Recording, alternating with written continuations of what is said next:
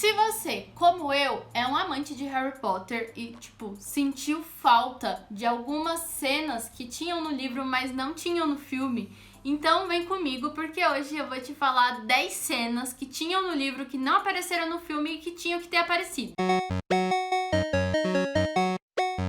Oi, trouxas do mundo todo, eu sou a Vanessa Alves e hoje eu vou falar sobre 10 cenas ou momentos ou situações que aconteceram nos livros e que infelizmente nós não tivemos nos filmes, né? É muito triste. Antes de eu começar a falar a cena, eu gostaria que, se você é um trouxo e sofre até hoje comigo por conta dos livros e dos filmes não serem iguais, e você é amante de todo tipo de livro e de filme e de desenho e de jogos, então já se inscreve nesse canal, já ativa o sininho para que você não perca nenhum vídeo. A sua inscrição ela é muito importante para mim e ela vai me motivar a trazer cada vez mais vídeos. Além disso, aqui nesse canal a gente vai ter atualização sobre qualquer novidade que sair sobre os filmes dos Animais Fantásticos. Então já se inscreve, já deixa seu sininho, que daí você me ajuda e eu te ajudo também com informação. Então vamos lá. A primeira cena que não podia faltar de jeito nenhum é quando o Harry conhece os pais do Neville lá no Hospital dos Bruxos, né? Porque assim, no filme a gente tem o Neville citando que os pais dele sofreram a maldição Cruciatus, né? E que eles estão no hospital. Só que nos filmes, o Neville até cita que seus pais foram torturados pelo Voldemort lá na guerra, né, que teve. Só que o filme não aprofunda muito isso.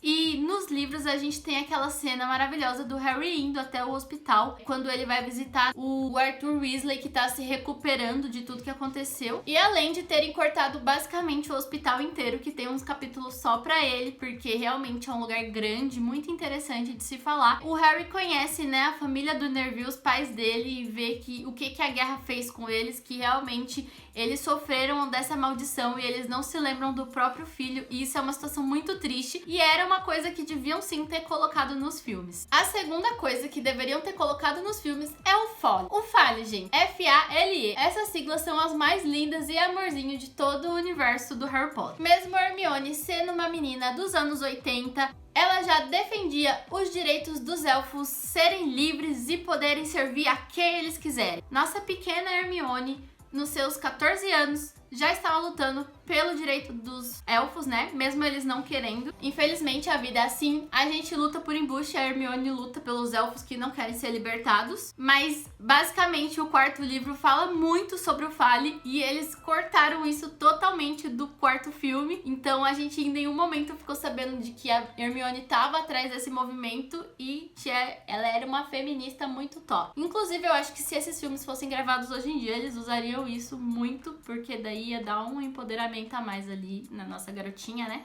Mas enfim, é algo que eu senti falta ali nos filmes. A terceira coisa que eu senti falta nos filmes foi lá em Relíquias da Morte, quando o Harry, ele finalmente vai embora e ele se despede dos seus tios, né? No filme, a gente até teve essa cena gravada, só que ela foi cortada do filme, basicamente, e a gente não teve essa cena passada no filme. Ninguém entendeu porque essa cena foi excluída, mas a gente ainda consegue achar ela na internet, onde o Duda diz pra ele assim, eu não acho você uma perda de espaço. E eu acho que essa cena é muito importante, porque o Harry basicamente passou a vida dele toda sendo tratado mal pelos tios dele, então o mínimo que devia ter é aquele arrependimento dos tios dele ali, mostrando que criaram ele e tal, que não foi da melhor forma, mas que eles tinham pelo menos um pouquinho assim de consideração pelo Harry. A quarta cena é o torneio de quadribol. Nos livros, o quadribol é uma coisa muito importante que tá sempre muito presente em todos os livros. Tanto que o Harry já tem todas aquelas desavenças, às vezes ele fica de castigo e não pode jogar e tudo mais, porque o Harry realmente ama quadribol e isso é um pouco até mostrado quando ele vira o apanhador desde muito novo. Basicamente, quadribol é a vida dele, então é muito interessante a gente ter as cenas dos torneios de quadribol. E esse torneio específico que ficou de fora dos filmes foi no livro O Prisioneiro de Azkaban, quando o time do Harry ganhou realmente o torneio de quadribol, e basicamente foi a primeira vez que eles ganharam um torneio e e a Grifinória virou um dos melhores times, assim, de Hogwarts. E essa cena, além de muito importante pra mim, é muito importante...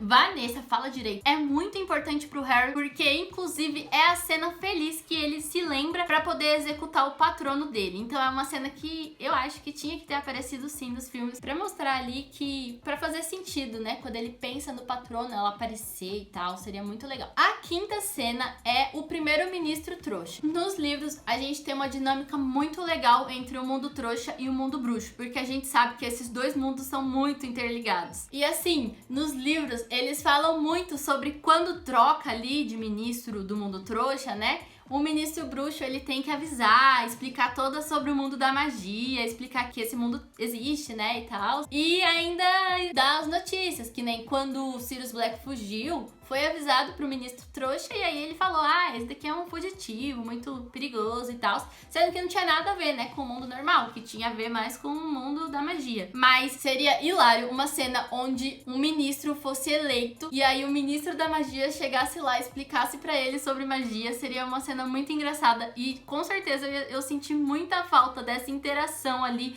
do mundo trouxa com o mundo bruxo nos filmes, em todos, basicamente. A sexta cena, que na verdade não é uma cena, é uma pessoa que foi basicamente apagada de todos os filmes, é o Pirraça. Gente, o Pirraça, ele é basicamente o fantasma mais legal do Harry Potter. Eu realmente não entendo por que cortaram ele de todos os filmes, porque eles, junto com o Fred e o George, iam fazer uma bagunça imensa em Hogwarts. O Pirraça, ele tem, tipo, ele contracena com muitas pessoas e ele tá sempre fazendo bagunça, então ele seria uma pessoa perfeita pra fazer os alívios cômicos dos filmes e, inclusive, até contrataram uma pessoa pra fazer o Pirraça no primeiro filme, só que as cenas que ele fez foram todas cortadas do filme e, basicamente, nos próximos filmes eles nem se preocuparam em colocar o Pirraça, sendo que ele aparece em basicamente todos os livros. O sétimo acontecimento que não apareceu nos livros é a história dos marotos, que, na verdade, ficou um negócio, assim, meio com ponta solta, né, e tudo mais, porque nos livros a gente vê em O Prisioneiro de Azkaban, a gente vê o Harry descobrindo que o seu pai era um dos 4 marotos e que seu padrinho Sirius também, e que existia o Pedro, o Lupin, eles 4 eram muito amigos, eles que criaram o mapa do maroto, que os nomes que contém no mapa do maroto são os nomes que são os apelidos que eles se davam lá entre eles, né, que fazem referência ao animago que eles se transformavam. Então, tipo, e no filme ficou um negócio bem nada a ver, porque o Harry parece minha mãe falando. O Harry, ele recebe o mapa do maroto, tipo, obrigada, viu? Valeu. Tem um mapa aqui que eu posso ver qualquer pessoa. E no filme acaba nunca explicando, na verdade, quem são os marotos, o que eles fizeram e tal. Ficou meio que um negócio solto, só com gêmeos dando o mapa pro Harry. Então ficou um negócio meio assim, né? A gente podia ter tido um pouco mais no cinema, podia ter colocado alguma memória do Sirius, alguma coisa assim. Ou então alguém contando pro Harry quem eram os marotos e tudo mais. Seria uma cena bem interessante da gente ver. A oitava cena é uma das que mais me deixa triste, que é o espelho de Sirius. Nos livros da Ordem da Fênix, o Sirius dá um espelho pro Harry, que ele, tipo, não dá zero importância. E esse espelho, na verdade, depois que o Sirius morre, o Harry descobre que ele servia pra se comunicar, que o Sirius tinha um parzinho e que se ele olhasse, ele conseguiria ver o Sirius.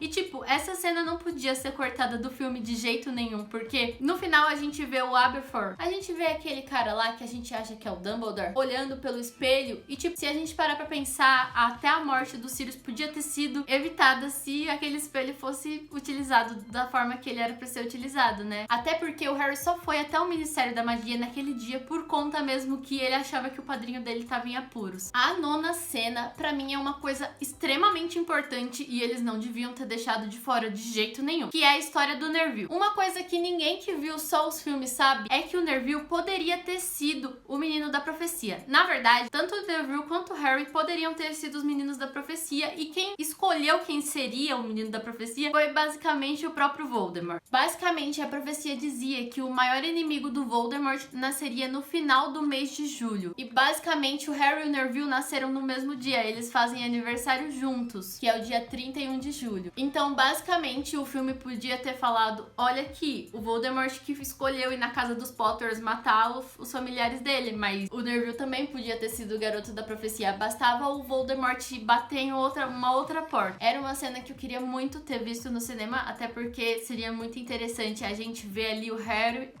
Mano, eu tô como, né? Hoje eu tô na noia. A gente vê o Harry e o Neville ali pau a pau, os dois podendo ser o cara da profecia.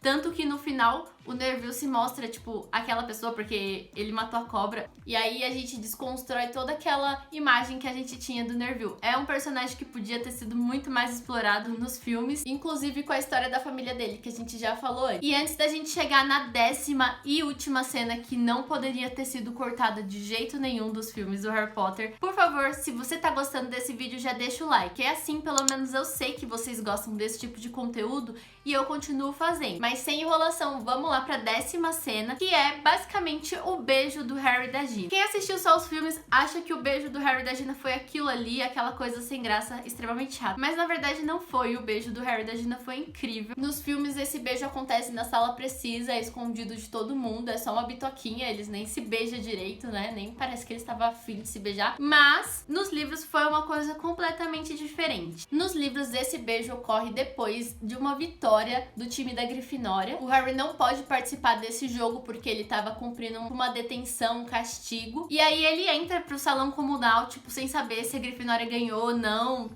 ansioso, né? Porque o Harry gostava muito de quadribol. E basicamente a cena é dessa forma: vencemos! 450 a 140, vencemos!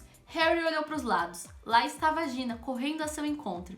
Tinha uma expressão dura e intensa no ao atirar os braços ao seu pescoço e sem pensar, sem planejar, sem se preocupar com o fato de 50 pessoas estarem olhando, Harry a beijou. Decorridos longos minutos, ou talvez tenha sido meia hora, ou possivelmente vários dias ensolarados, eles se separaram.